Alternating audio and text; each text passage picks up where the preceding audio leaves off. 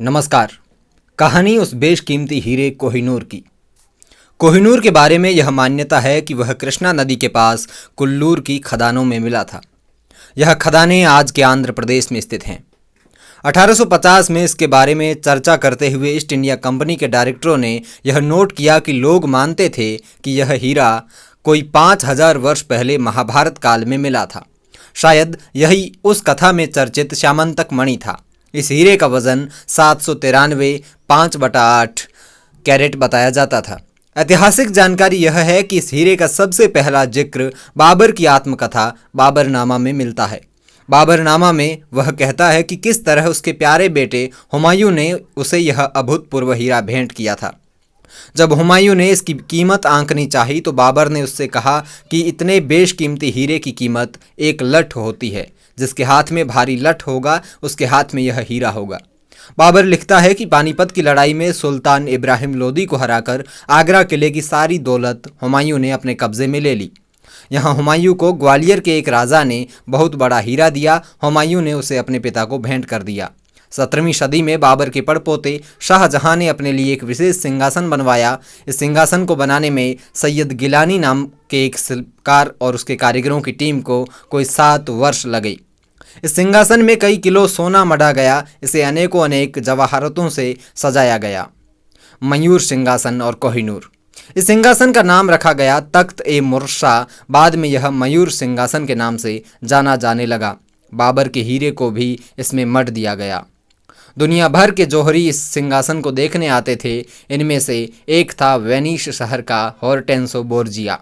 बादशाह औरंगजेब ने हीरे की चमक बढ़ाने के लिए इसे बोर्जिया को दिया। बोर्जिया ने इतने फूहड़पन से काम किया कि उसके हीरे के टुकड़े टुकड़े कर दिए गए। यह 793 कैरेट की जगह महज 186 कैरेट का रह गया। औरंगजेब ने बोर्जिया से 10,000 रुपये जुर्माना भी वसूला। फिर 1739 में फारस के शाह नादिर ने दिल्ली पर कब्जा कर लिया। नादिर शाह के सिपाही पूरी दिल्ली में कत्लेआम कर रहे थे।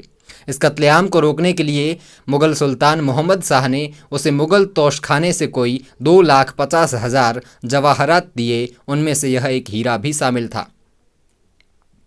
कहा जाता है कि नादिर शाह ने ही इसे नाम दिया था कोह ए नूर यानी रोशनी का पर्वत। नादिर शाह की हत्या के बाद कोहिनूर अहमद शाह दुर्रानी के कब्जे में आ गया।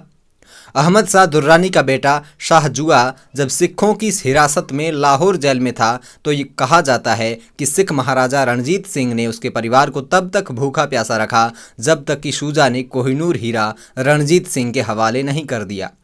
सिखों को हराने पर कोहिनूर हीरा अंग्रेज ईस्ट इंडिया कंपनी के हाथ लगा। भारत का वायसराय डलहौजी इसे अपनी आस्तीन में सिलवा कर लंदन ले गया।